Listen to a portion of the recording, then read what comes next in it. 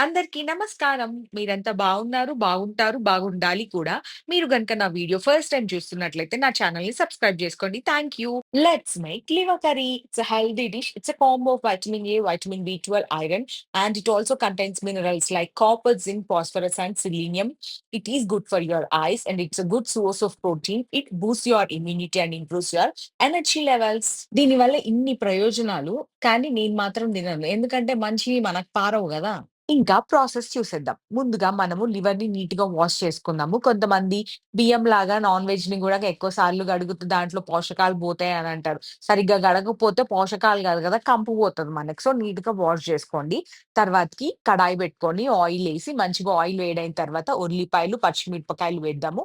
అవి గూడా మంచిగా మగ్గిన తర్వాత కొంచెం కరివేపాకు వేద్దాం. అందులోనే కొబ్బరి పొడి యాడ్ చేద్దాము. కలపండి. కొబ్బరి పొడి తొందరగా అడుగంటుకుంటది. తర్వాత అల్లం వెల్లుల్లిపాయ పేస్ట్ కొంచెం ఎక్కువేసుకోండి నాన్ వెజ్ కదా!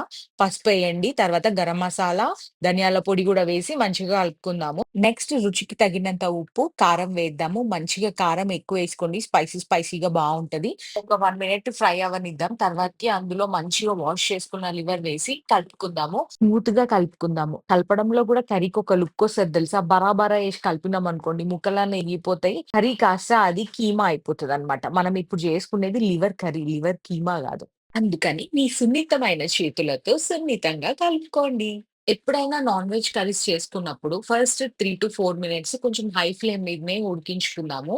తర్వాతకి నీరంతా ఇట్లా పక్కకొస్తది. అప్పుడు మనం దాన్ని మీడియం ఫ్లేమ్‌కి చేసుకోవాలనమాట. చూసారా ఆయిల్ అంతా సైడ్‌కొచ్చేసింది. ఇప్పుడు మనము మీడియం ఫ్లేమ్‌కి పెట్టేద్దాం. అలానే అదే మీడియం ఫ్లేమ్‌లో 10-15 నిమిషాల వరకు మనము ఉడికించుకుందాం లివర్‌ని. 15 మినిట్స్ ఉడికించుకుందాం అన్నాను గదా! అని దీన్ని ఇలా వదిలేసి పక్కకెళ్ళి ఫోను తీసుకొని ఇంకో వంట చేయడానికి రెడీ అయిపోకండి. ఇది కంప్లీట్ అయ్యాకే ఇంకో వంట చేద్దాము. అందుకని దాన్నలా కలుపుతూ ఉండండనమాట. చూడండి మంచిగా ఆయిల్ పైకొచ్చేసింది ఇప్పుడు. కర్రీ ఆల్‌మోస్ట్ 60-70% అయినట్టే. ఏ కర్రీ అయినా మంచిగా ఉడకకపోతే తినబుద్ధి గాదు. తినకపోతే మళ్ళీ తినలేదని గోల పెడతారేంటండి నాకర్థం గాదు. అందుకని నీట్‌గా, టేస్టీగా వండండి. వంట చేయడం గూడా ఒక ఆర్ట్ తెలుసా? ఎవరినైనా ఇంప్రెస్ చేయాలన్నా వాళ్ళకి నచ్చిన డిషెస్ అన్నీ చేసి పెడితే వాళ్ళు ఇంప్రెస్ అయిపోతారు. అలా పడుంటారనమాట. ఇది కర్రీ గాబట్టి గ్రేవీ కోసం నేను వాటర్ యాడ్ చేస్తున్నాను. మాకు కర్రీ వద్దు ఫ్రై కావాలి అని అనుకుంటే వాటర్ ఎయకుండా మంచిగా అలానే ఇంకో 10-15 మినిట్స్ ఉడికించుకోండి. మా ఇంట్లో అయితే ఫ్రైస్ నాట్ అలౌడ్ అసలు. ఇంక నన్నంటారు నీకు బాగా నూనెలో స్నానం చేసిన వస్తువులంటే ఇష్టమని.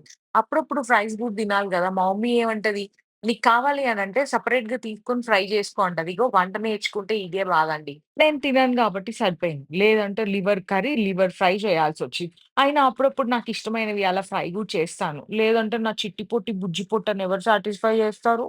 ఇప్పుడు గ్రేవీ థిక్‌గా అయ్యేంత వరకు ఉడికించుకుందాము. చూడండి గ్రేవీ గూడా థిక్‌గా అయిపోయింది. కర్రీ ఆల్‌మోస్ట్ ఫినిష్ అయిపోయినట్టే. ఇప్పుడు ఏం యాడ్ జేయాలో తెలుసు గదా మీకు? అసలిది లేకపోతే నేనసలు ఏ వంట చెయ్యను. నేను చివరికి ఇడ్లీలో గూడా కొత్తిమీరేసుకుంటా. ఇదంటే నాకంతిష్టం. నన్ను కొత్తిమీరకి బ్రాండ్ అంబాసిడర్‌గా గూడా ప్రకటించొచ్చు. లివర్ కర్రీ రెడీ అయిపోయింది. స్టవ్ ఆఫ్ చేసుకొని కుమ్మేయండి. బాయ్.